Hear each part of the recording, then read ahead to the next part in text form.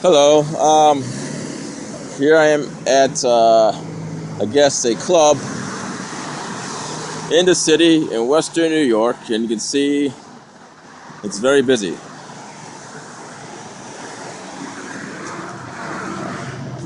It's about, I'm not sure, was it 18 minutes before my little meetup with the atheist meetup group in our area. So I'll just practice some of the presentation of my views. You're going to notice that in many of my videos, I'm going to tell you that I have said this type of view before, and I'm saying it again to make sure I'm making it very clear. I want to see if I can each time make it more clear and more clear the main points that I'm trying to deliver. I'm sure most of you will understand where I'm coming from, but there are some of you who probably have an opposing view, who probably will still have some challenges in understanding what I'm saying. And part of the challenge for me is to understand that you come from a completely different worldview or perspective on many of these issues.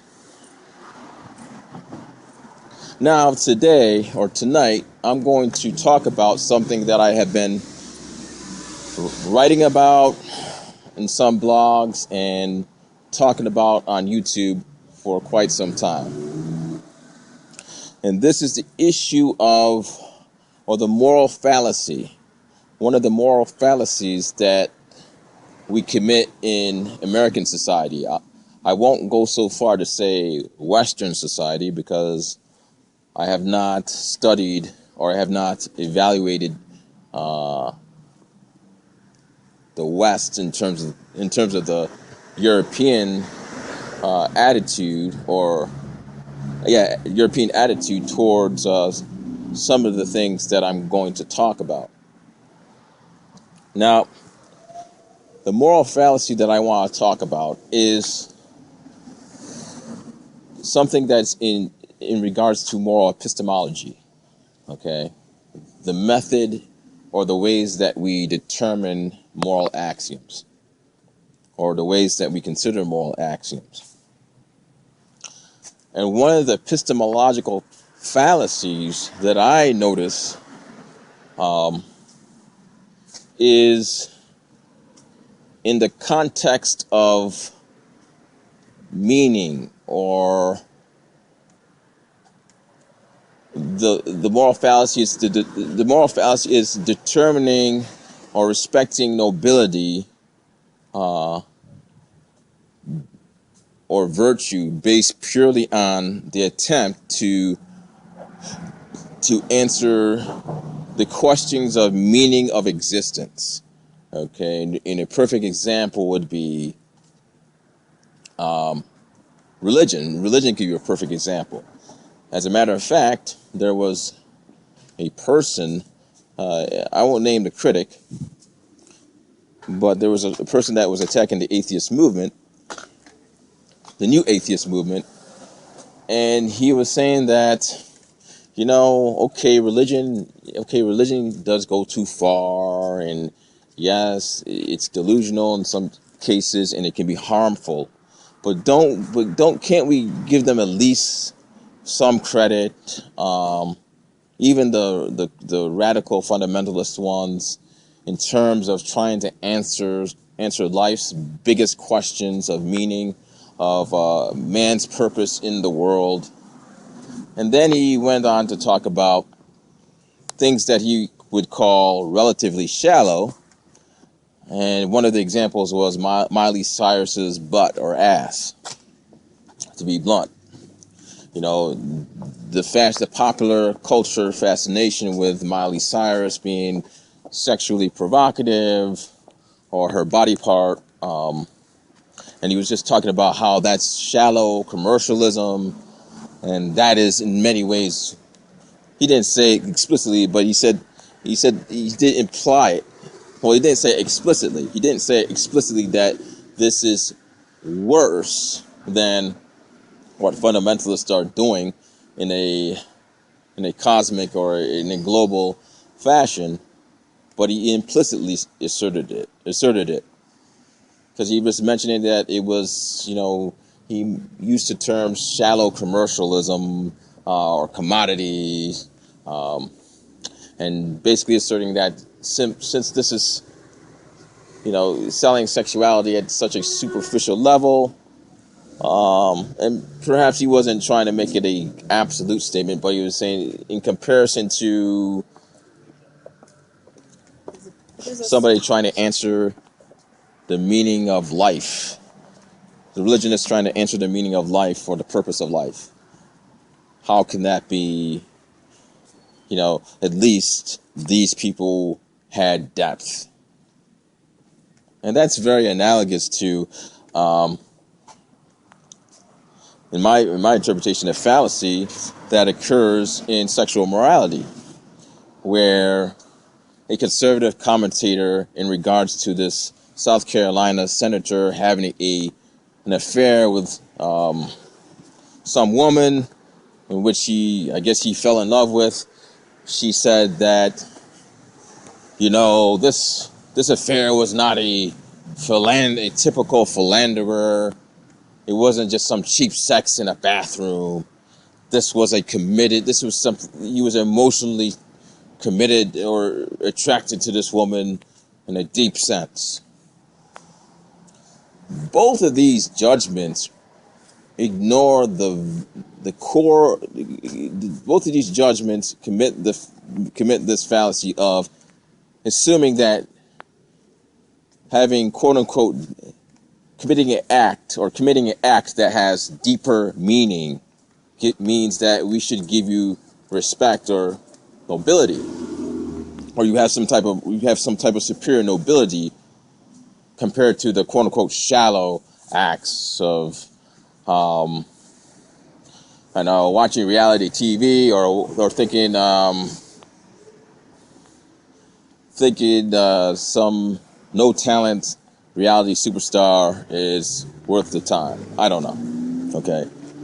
Even if I agree with the notion that the act that you're talking about, the quote unquote shallow act, even if I agree that that is a shallow act, or I think it's a mindless act,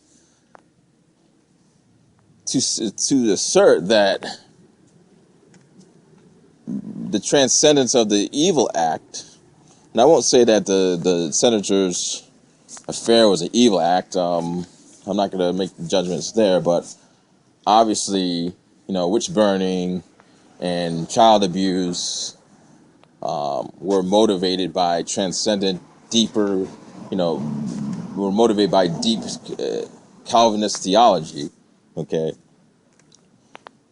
To claim that means that I should in some ways respect them because of their attempts to try to find the purpose of their human existence, or try to attempt to explain the purpose of their human existence, is just fundamentally wrong. Because the evil or the path that you went, or the conclusions that you made in terms of determining what is the purpose of humanity, is just dangerous. It has disastrous effects. And yes, Miley Cyrus's butt is not even close to the harm that was made, or the suffering that was induced by your erroneous interpretation of the deeper questions of life. I guess maybe the critics are saying that if you just strip away the essence of, their intentions, if you just strip away the intentions of a quote unquote shallow person, which is simply, I think, an overgeneralization. Shallow person who likes, I don't know, dog eating, or not dog eating, but I mean hot dog eating contests. Okay, or the WWF, as opposed to somebody that likes, who really loves the God of Yahweh, a Calvinist like James White, who loves the God of Yahweh, and feels that he is a deeper person because he has answered the purpose of humanity. That is overdoing using transcendent, or using deeper meaning, or deeper values as a determination of determining whether a act is immoral or moral. I mean, it's overused. It's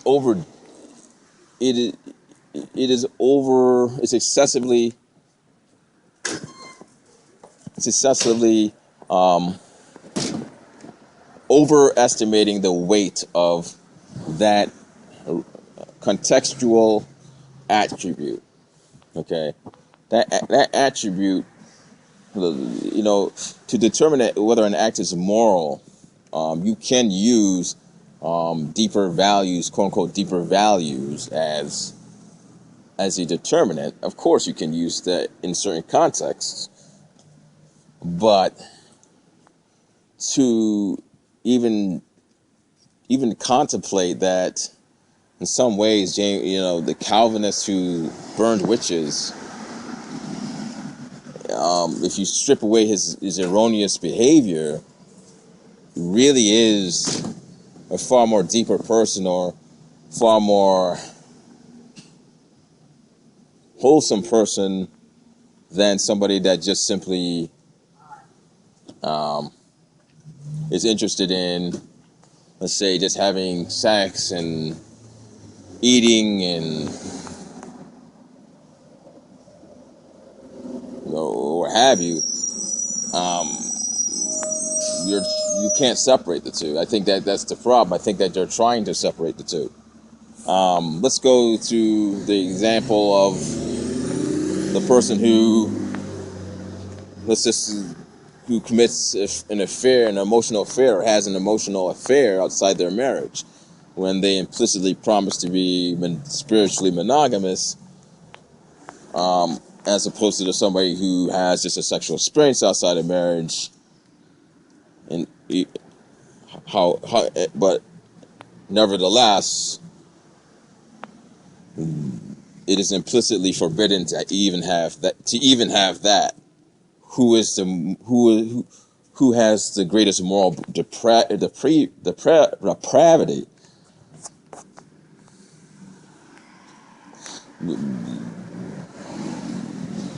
I don't know, because here's the thing: I don't know who has the greatest moral depravity, because you would have to understand their whole intentions of their actions. Okay. To say, I mean, those are things that you have to really look at. I mean, I can't really explain that right now. I'll probably answer that in another video. But again, I just want to shed light on the moral fallacy often in our society, that some of our philosophers who hold orthodox positions on certain moral issues based upon the axiom of greater value or deeper value versus superficial, quote unquote, superficial value. They take it to an excessive extent. So that's just something I just want to point out. So you guys can leave comments, and if you don't understand something, just let me know, and perhaps in another video I will explain it again. Thanks.